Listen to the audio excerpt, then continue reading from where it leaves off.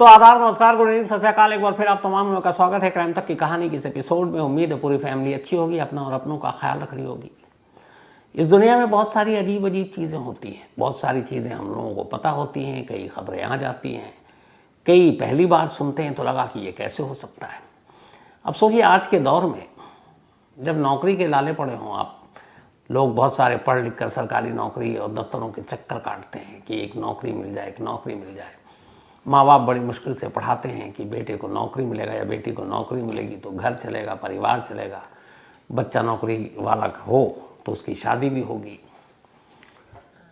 अब इंसानों के बीच में अगर किसी जानवर को कोई सरकारी नौकरी मिल जाए और बाकायदा वो न सिर्फ नौकरी मिल जाए बल्कि पेपर वर्क के साथ मिले कि वो एक सरकारी एम्प्लॉई है, उसे बाकायदा तनख्वाह मिले और फिर वो अपनी ड्यूटी पूरी लगन से करता रहे और फिर ड्यूटी से इसलिए रिटायर हो जाए क्योंकि उसकी मौत हो गई थी, तो अजीब लगता है।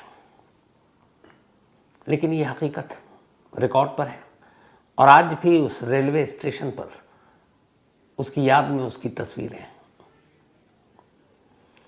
कहानी अजीब है लेकिन सच है। कहानी साउथ अफ्रीका की है। साउथ अफ्रीका में केप टाउन, आपको पता ही एक टेस्ट सेंटर है, वहाँ मैच भी होता है क्रिकेट का, इसलिए मैं जानता हूँ। तो केप टाउन के करीब एक छोटा सा कस्बा है, एक इलाका है और उस इलाके में एक रेलवे स्टेशन है। उस रेलवे स्टेशन का नाम है विटनेस रेलवे स्टेशन। छोटा सा स्टेशन था लेकिन ट्रेनें आती जाती थी, मुसाफिर उस स्टेशन से ट्रेन में सवार होते या उतरते। इस रेलवे स्टेशन पर सिग्नल मैन के तौर पर जेम्स नाम का एक शख्स नौकरी किया करता था। वो साउथ अफ्रीका के रेलवे का एम्प्लॉय था। ठीक ठाक उसकी नौकरी चल रही थी, लेकिन इत्तेफाक से एक दिन उसी रेल एक्सीडेंट में उसके दोनों पैर कट गए। अब दोनों पैर कटने के बाद चूंकि हादसा हुआ था और डिपार्टमेंट का था, रेलवे का था, तो आप उसको बाहर भी नहीं कर सकते थे, इनह्यूमन था। तो फिर यह हुआ कि नहीं, जेम्स की नौकरी बरकरार रहेगी और वो एक सिग्नल मैन के तौर पर इसी विटनेस रेलवे स्टेशन पर अपना काम करता रहेगा। थोड़े दिनों की छुट्टी के बाद उसका ऑपरेशन हुआ। अब दोनों पैर तो थे नहीं, तो उसने आर्टिफिशियल अपने दोनों पैर लगाए ताकि नौकरी कर सके। स्टेशन से उसका घर दूर था, तो अब दोनों पैर हैं नहीं, आर्टिफिशियल पैर है, आने जाने में भी दिक्कत, प्रॉब्लम होती थी। तो उसे लगता था कि पता नहीं है नौकरी कितने दिन चलेगी, क्योंकि फिजिकली वो अपने आप को बहुत लाचार और मजबूर महसूस करता था। लेकिन ईमानदार था, ड्यूटी तमाम तकलीफों के बावजूद पूरी ईमानदारी से करता। जब भी कोई ट्रेन आती, सीटी की आवाज़ आती, वो सिग्नल का लीवर बदल देता।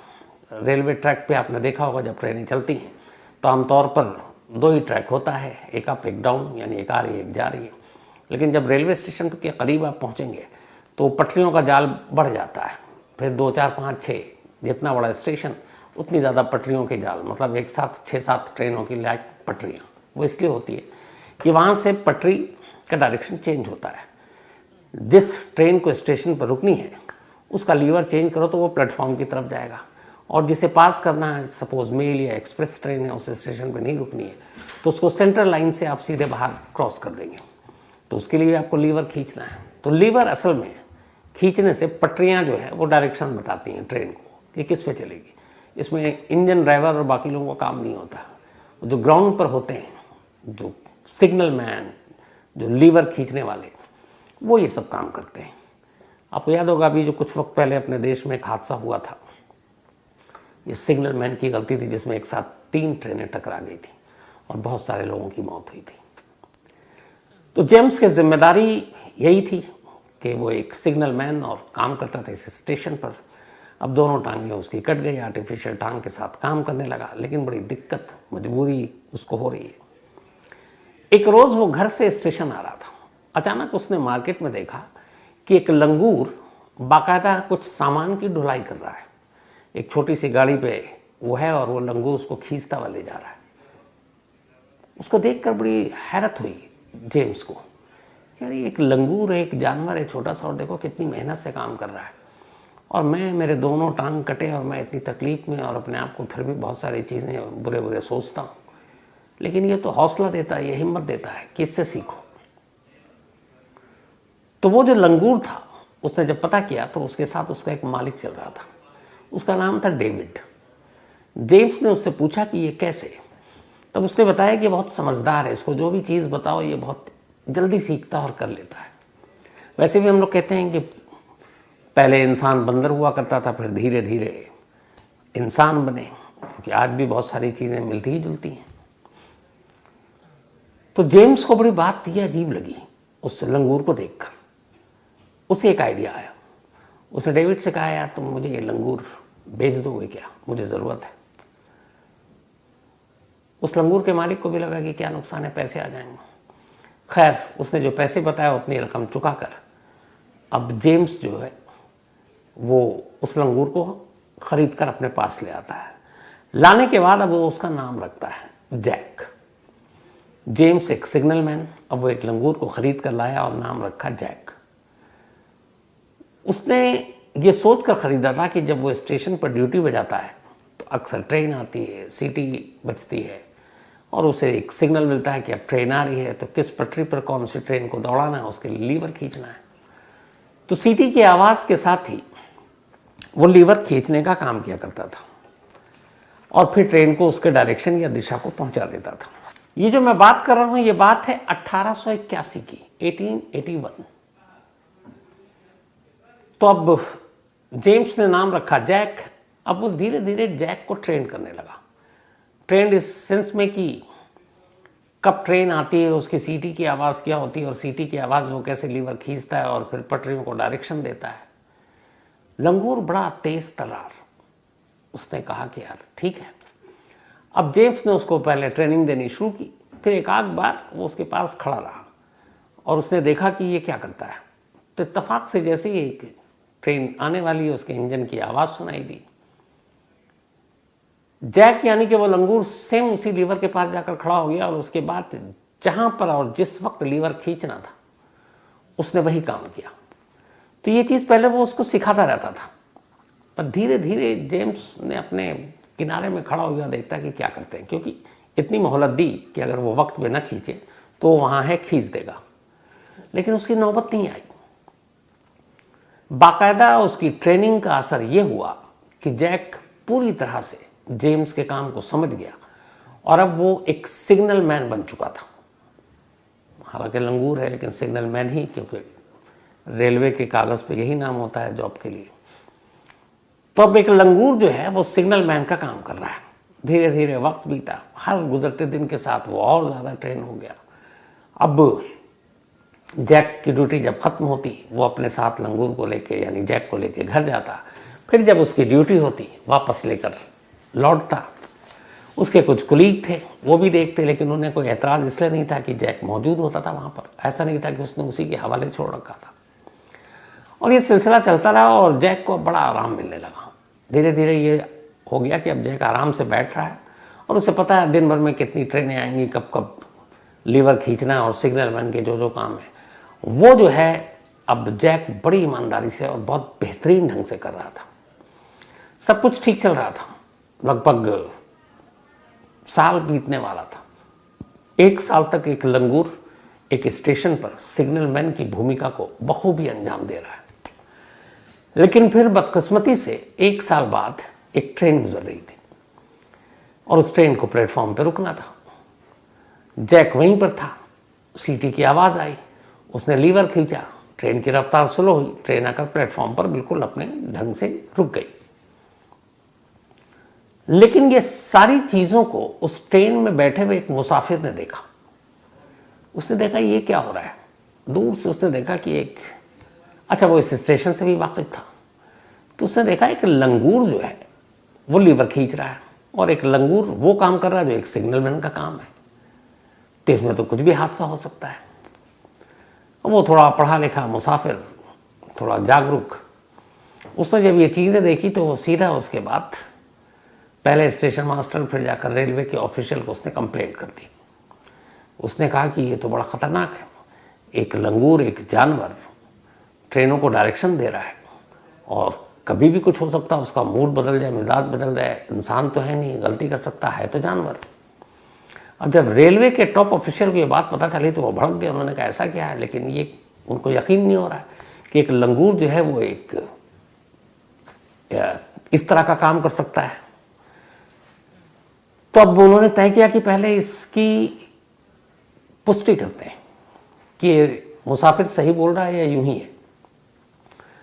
एक रोज चुपचाप से रेलवे के कुछ ऑफिशियल इसी स्टेशन पर पहुंच जाते हैं और पहुंचकर कोने से दूर से, ताकि वो दिखाई ना दे, न जैक देखे न फिर जो उसका मालिक है वो देखे, जेम्स। अब वो बैठे रहे। थोड़ी देर के बाद एक ट्रेन की सीटी की आवाज़ सुनाई दी और अचानक उन्होंने देखा कि जो लंगूर है जैक वो खड़ा हुआ और उसके बाद ठीक जिस वक्त उसको लीवर खींचना चाहिए था, सेकंड का हेरफेर नहीं, उसने लीवर खींचा और ट्रेन बिल्कुल सही जगह पर जाकर रुकी और सही पटरी पर गई। अब जब उन्होंने देखा तो हैरत तो हुई कि ये क्या है कि जानवर को इतनी तमीज़ कहाँ से, इतनी अकल कहाँ से। लेकिन फिर उन्हें मुसाफिर की शिकायत भी याद थी। उन्होंने कहा यार यहाँ तो हमने सिग्नल मैन रखा हुआ है, ये काम एक जानवर से करा रहा है, तो ये तो जो नौकरी के सारे नियम कायदे कानून है उसके खिलाफ है। और उन्होंने आंखों से देखा तो उन्होंने अपनी रिपोर्ट तैयार की और जेम्स को नौकरी से निकाल दिया। उन्होंने कहा आपने गलत किया, आपके साथ हादसा हुआ था, रेलवे ने आपकी मदद की, लेकिन आपने एक जानवर को अपनी जगह पर सिग्नल मैन बना दिया। ट्रेन में सैकड़ों मुसाफिर सवार होते हैं, अगर कुछ गलती से हो गया तो उसकी जिम्मेदारी किसकी होगी। अब जेम्स की नौकरी चली गई। जेम्स क्या रेलवे के टॉप ऑफिशियल से मिला, बोला आप सही कह रहे हैं कि ये कायदे से तो कहीं होना नहीं चाहिए। एक लंगूर जो है एक सिग्नल मैन बनकर ट्रेन को रोकने का काम या डायरेक्शन देने का काम कर रहा है कि किस पटरी पर भेजना है, लेकिन है वो जानवर, लेकिन किसी भी इंसान से कम नहीं। जेम्स ने ये तक कहा कि वो मुझसे भी बेहतर, ज़्यादा टैलेंटेड, ज़्यादा ईमानदार, ज़्यादा मेहनती है, वो हर रोज़ काम करता है। तो सिर्फ इतना कर लीजिए कि चूंकि वो एक जानवर या लंगूर है, इसलिए आपने मेरी नौकरी ले ली, मुझे मत दीजिए नौकरी, लेकिन आप उस लंगूर को नौकरी पर रख लीजिए। अब ये बात बड़ी अटपटी। रेलवे वालों ने कहा ये क्या बक रहा है यार, एक जानवर को कैसे रख लूँ, कहीं तो है ही नहीं है, मतलब सोच भी नहीं सकता आदमी कि एक जानवर को सरकारी नौकरी दिया जाए। जेम्स ने कहा कि अगर मैं गलत हो जाऊं तो अलग बात है, आप एक काम कीजिए, जितने तरीके से आपको टेस्ट लेना है आप उस लंगूर यानी जैक का टेस्ट ले लीजिए। अगर वो टेस्ट में पास हो जाता है तो आप उसे नौकरी दे दीजिए, नहीं होता है तो फिर कोई बात नहीं। साथ में उसने ये भी कहा कि अगर उसे नौकरी मिलती तो मैं उसके साथ रहूंगा, वरना हम दोनों घर चले जाएंगे। जब उसने सारी बातें कही तो रेलवे के फिर जो अफसर थे उनकी एक मीटिंग हुई। उन्होंने फिर पूरा अब तक सच पता चल चुका था कि साल भर से ज़्यादा से ये लंगूर जो है यहाँ पे काम कर रहा है एक सिग्नल मैन के तौर पर। तो उन्होंने कहा ठीक है हम टेस्ट लेते हैं। अब एक लंगूर का टेस्ट होता है कि एक सिग्नल मैन के तौर पर वो कितना कारगर है। जैसे टेस्ट किसी आम इंसान खुद जेम्स का लिया गया था, वैसे ही टेस्ट अब उस लंगूर का लिया जाता है। बाकायदा अलग अलग फॉल्स सीटियां बजाई जाती हैं कि जैसे ट्रेन आ रही है, जैक हिलता ही नहीं अपनी जगह से, लेकिन जैसे ही रियल इंजन की सीटी की आवाज़ उसे सुनाई देती है वो अलर्ट मोड पे आ जाता है। जितनी दूरी पर ट्रेन के आने के बाद लीवर को खींचना होता है वो टाइमिंग बड़ी इंपॉर्टेंट होती है। कुछ थोड़ा बहुत आगे पीछे हो सकता है, लेकिन फिर भी तो क्या वहां पर आने के बाद ही वो लीवर खींचता है। अब उसका टेस्ट लिया गया, सीटी में वो पास हो गया। अब ट्रेन आ रही है, कब ये लीवर खींचता है। अब जैक बैठकर ट्रेन की तरफ देख रहा, सीटी एक तो जैसे ही बजती वो एकदम अलर्ट मोड पे आता और फिर पटरी पर ही उसकी नज़र होती और सिग्नल पर, क्योंकि सिग्नल और इन सब चीज़ों का तालमेल इकट्ठे होता है। अब जैसे ही वो ट्रेन आ रही है और उसे किस पटरी पे भेजना है, दोनों प्लेटफॉर्म पर भेजना है कि नहीं, या उसको पास कर देना है ट्रेन को बीच से, उस पटरी पर डालना है, तो अब वो देख रहा है और उसके बाद जहाँ पे उसको लीवर चेंज करना था उसी वक्त उसने लीवर चेंज कर दिया। ये उन्होंने कई बार उसका टेस्ट लिया, अलग अलग ट्रेन के साथ, अलग अलग आवाज़ निकाल कर, अलग अलग तरीक़ों से। हर बार हर टेस्ट को जैक ने पास कर लिया। अब इसके बाद रेलवे ऑफिशियल की मीटिंग हुई कि ये क्या है, ये तो वाकई पास हो चुका है। फिर ये हुआ कि चलो इसके साथ एक जेम्स है और रेलवे का वफादार रहा है, उसी वजह से उसकी दोनों टांग गई। तब क्या किया जाए। तो तय हुआ कि जेम्स तो रहेगा, लेकिन अब नौकरी जैक को दी जाएगी। अब जैक जेम्स का ही एक तरह से दोस्त, जो भी कह लीजिए। इसके बाद उस जमाने में 1891 की बात कर रहा हूं मैं, 20 सेंट पर डे के हिसाब से उसकी तनख्वाह फिक्स हुई, 20 सेंट, और वीक में एक रोज साथ में उसको हाफ बियर की बोतल, हाफ, ताकि उसको नशा ना हो ज्यादा। तो पर डे के हिसाब से 20 सेंट, पर वीक हाफ बियर, यानी कि एक महीने में उसको पूरी 2 बोतल, और वो 20 सेंट।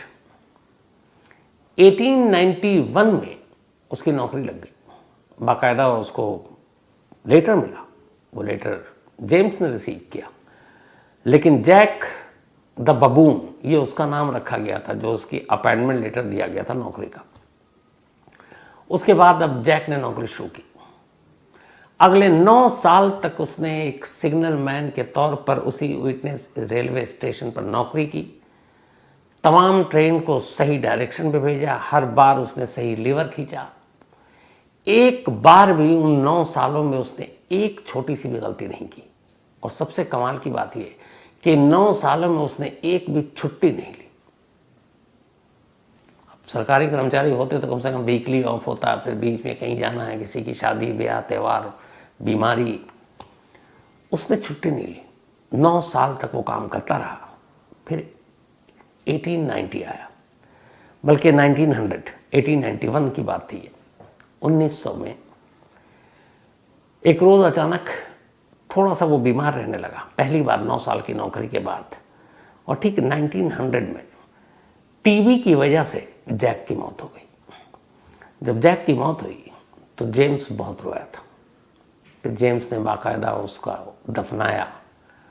और जैक की मौत के बाद जैक की याद और जेम्स, इन दोनों के लिए इसी विटनेस रेलवे स्टेशन पर इन दोनों की एक तस्वीर लगाई गई, इन्हें सम्मानित करने के लिए, इनको याद करने के लिए। वो तस्वीर आज भी उस रेलवे स्टेशन पर है।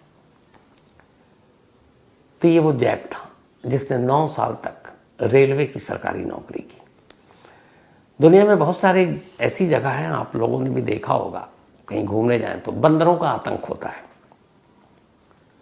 और बंदरों को कैसे भगाया जाता है, तो कहते हैं कि बंदर और लंगूर में फ़र्क होता है। तो बंदरों को भगाने के लिए बहुत जगहों पर लंगूर का इस्तेमाल किया जाता है। तो जैक बेशक साउथ अफ्रीका में एक सरकारी नौकर था, उसने काम किया 9 साल तक।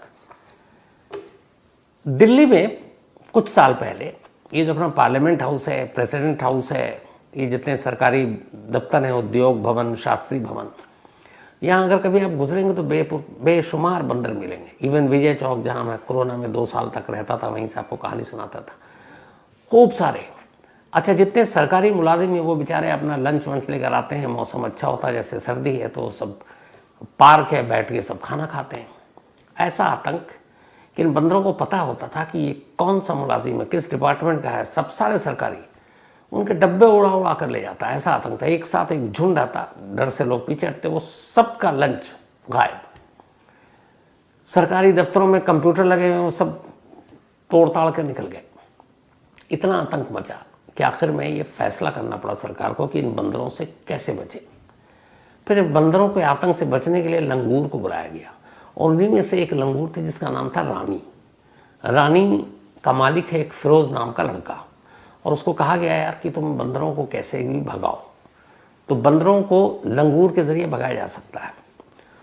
तो फिर उसको 7,500 रुपये रानी को दिया गया, महीने का तनख्वाह, रानी जो लंगूर है, कि तुम बंदरों को भगाओगे। तो फिरोज जाहिर सी बात है ये पैसे लेता था। लेकिन रानी के आने के बाद बंदरों का आतंक कम हो गया। अब सरकारी जो दफ्तर हैं, ये पार्लियामेंट के इर्द गिर्द जितने भी, अब वहाँ पर बंदरों का वो आतंक नहीं है जो पहले हुआ करता था। और रानी की नौकरी आज भी जारी है। हालांकि उसको सरकारी नौकर का दर्जा नहीं दिया गया, उसको कोई लेटर उस नाम से नहीं बना जो जैक के लिए था, लेकिन ऐसा होता है। तो है ना कमाल की कि एक लंगूर 9 साल तक एक सरकारी महकमे में नौकरी करता है, तनख्वाह लेता है, और फिर उसकी मौत के बाद बाकायदा उसकी याद में उसी रेलवे स्टेशन पर उसकी और उसके मालिक की तस्वीर लगाई जाती है। केप टाउन के करीब है ये विटनेस। अगर बहुत सारे हमारे फैमिली जो क्राइम तक के मेंबर हैं साउथ अफ्रीका से भी हैं, उनके मेल में पढ़ता रहता हूँ।